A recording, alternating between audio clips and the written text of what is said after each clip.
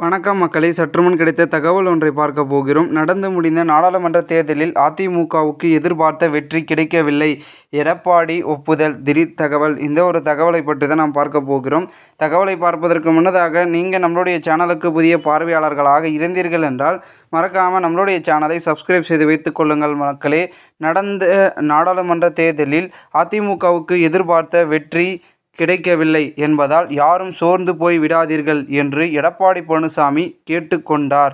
மேலும் தமிழகத்தில் நடந்து முடிந்த நாடாளுமன்ற தேர்தலில் அதிமுக மற்றும் அதன் கூட்டணி கட்சிகள் போட்டியிட்ட அனைத்து தொகுதிகளிலும் படுதோல்வி அடைந்தது.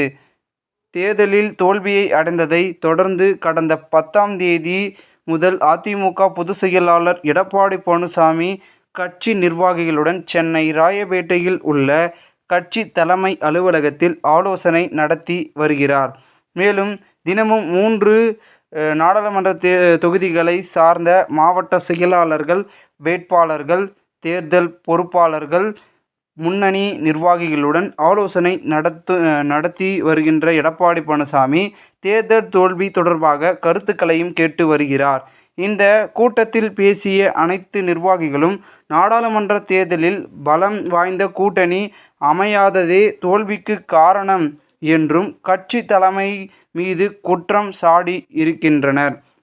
மேலும் இதற்கு பதில் அளித்துள்ள எடப்பாடி பழனிசாமி 2026ஆம் ஆண்டு நடைபெறவுள்ள சட்டமன்ற தேர்தலில் நிச்சயமாக வலுவான கூட்டணியை அமைப்போம் என்றும் உறுதி அளித்து கூறியுள்ளாராம்.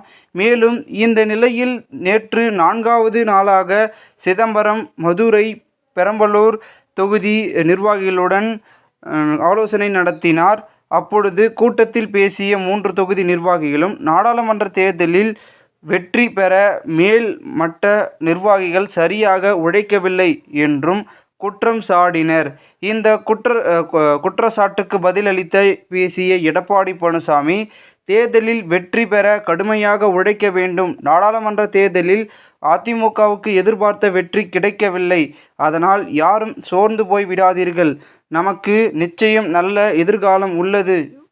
வரும் காலங்களில் வெற்றி பெற வேண்டும் என்கின்ற எண்ணத்தில் அனைவரும் கடுமையாக உழைக்க வேண்டும். கட்சியில் உள்ள மாவட்ட நிர்வாகிகளும் கீழ்மட்ட தொண்டர்களையும் அனுசரித்து செல்ல வேண்டும். நல்ல கூட்டணி அமையுமா அமையாதா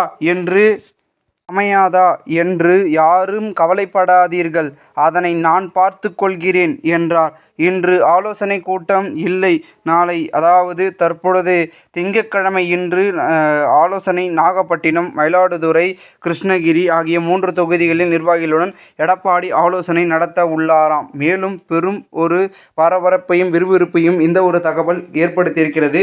இந்த ஒரு தகவலை குறித்த பொதுமக்கள் உங்களுடைய கருத்துக்களை கூறுங்கள். நன்றி, வணக்கம்.